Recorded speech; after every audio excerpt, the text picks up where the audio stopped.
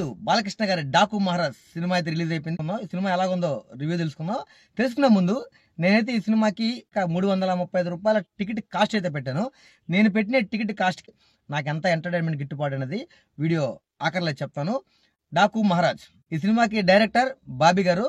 బాబీ గారు ఈ సినిమాని బాలకృష్ణ గారి మార్క్ అయితే ఫుల్ లెంత్ సినిమా అంత అయితే చూపించారు. ఫైట్స్ కావచ్చు, డైలాగ్స్ కావచ్చు, ఫైటింగ్ సీన్స్ కావచ్చు, ఎక్సెట్రా తనకుండే ఆ డ్యాన్స్ మూమెంట్స్ కావచ్చు, ఇలాంటివన్నీ బాలకృష్ణ గారి స్టైల్ అయితే ఉన్నాయి. సినిమా అంతా ఒక బాలకృష్ణ గారి అభిమానుల దృష్టిలో పెట్టుకొని తీసినట్టే ఉంది. మొత్తం వాళ్ళని ఉద్దేశించే చేశారు. వాళ్ళకైతే పక్కాగా అయితే నచ్చుతుంది. ఈ సినిమా కథ గురించి మాట్లాడుకుంటే బాలకృష్ణ గారి గత సినిమాల్లో ఏమైతే ఉన్నాయో వాటిల్లో ఉండే పాయింట్లనే తీసుకొని కథగా చేశారు. పక్కా రొటీన్గా అయితే ఉంది. కొత్తదనం ఆశించి సినిమా చూసే వాళ్ళకైతే మాత్రం ఈ సినిమా అయితే ఎక్కడైతే నచ్చదు. అంటే నేను చెప్పేది స్టోరీ పరంగా కొత్తగా ఉండాలి అనుకునే వాళ్ళకైతే ఎక్కడ నచ్చదు. బాలకృష్ణ గారి అభిమానులు అంటారా, వాళ్ళు ఎలా ఉన్నా కానీ వాళ్ళకి ఆయన మార్క్, డైలాగ్స్, ఫైట్స్ ఉంటే చాలు వాళ్ళకి నచ్చుతుంది. కానీ అలా కాకుండా ఒక సినిమా అభిమానిగా కొంచెం కథలో వేరియేషన్స్ డిఫరెంట్గా ఉండాలి అనుకునే వాళ్ళకైతే పెద్దగా అయితే ఈ సినిమా అయితే ఆశించినంత అయితే ఏం లభించదు. సినిమా అయితే ఎక్కడా కూడా సినిమా బోర్ అయితే పెద్దగా ఏం లేదు. కానీ సినిమాలో ఎలా ఉంటుందంటే ఫస్ట్ నుంచి లాస్ట్ దాకా మనం ఏమనుకున్నాం అనేది అక్కడ కనిపించేస్తుంటుంది. అంటే ఏ తర్వాత బి తర్వాత సి ఎలా ఉంటుందో అలాగే ఈ సీన్ తర్వాత ఈ సీన్ తర్వాత ఈ సీన్ తర్వాత ఈ సీన్ అంటూ మనకు అర్థమైపోతూ ఉంటుంది. ఎక్కడా కూడా ట్విస్టులు కానీ మన ఎగ్జాక్ట్ అయ్యే సీన్స్ కానీ అయితే ఎక్కడ కథలో అయితే ఎక్కడా లేవు. ఆ స్క్రీన్ ప్లే కూడా అలాగే ఉంది.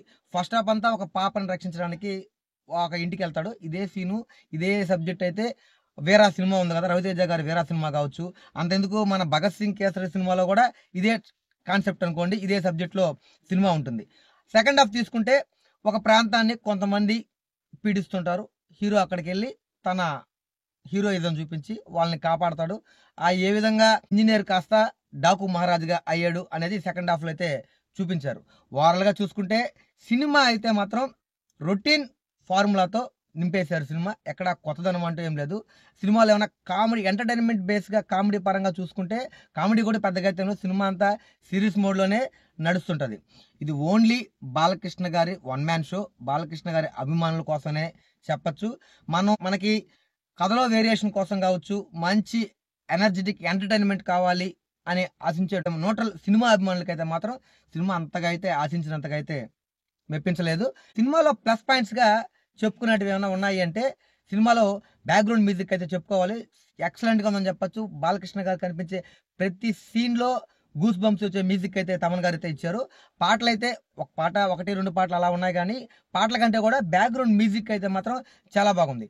అలాగే సినిమా నేరేషన్ చాలా ఫ్లాట్గా అయితే ఉంది. ఎక్కడా కూడా హైప్ అంటూ కానీ మనల్ని ఎగ్జైట్ చేసేటట్టుగా అయితే ఎక్కడా లేదు. నాకైతే సినిమా అయితే యావరేజ్ అనిపించింది. నేను ఈ సినిమాకి 335 రూపాయల దాకా టికెట్ కాస్ట్ అయితే పెట్టాను. నాకైతే ఈ సినిమాకి ఒక 200 లోపు ఎంటర్టైన్మెంట్ అయితే లభించింది. మీకు ఏదైనా సినిమా చూస్తుంటే మీకు ఏమనిపించింది అనేది కామెంట్ చేయండి. మీకు ఎలా ఉందనిపించింది, మీకు ఎంత అమౌంట్ గిట్టుబాటు అయింది, మీకు ఏమనిపించింది అనేది కూడా కామెంట్ చేయండి. బాలయ్య గారి అభిమానుల పరంగా తీసుకుంటే సినిమా ఓకే, కానీ ఒక కామన్ ఆడియన్గా సినిమా చూసి ఎంటర్టైన్మెంట్ అవుదామని ఫీల్ అయితే మాత్రం మనకైతే నిరాశ ఎదురవుతుంది. ఇది వాళ్ళ వీడియో. ఇలాంటి మరిన్ని వీడియోల కోసం మా ఛానల్ సబ్స్క్రైబ్ చేసుకోండి, లైక్ చేయండి, షేర్ చేయండి, కామెంట్ చేయండి. Thank you. జై హింద్.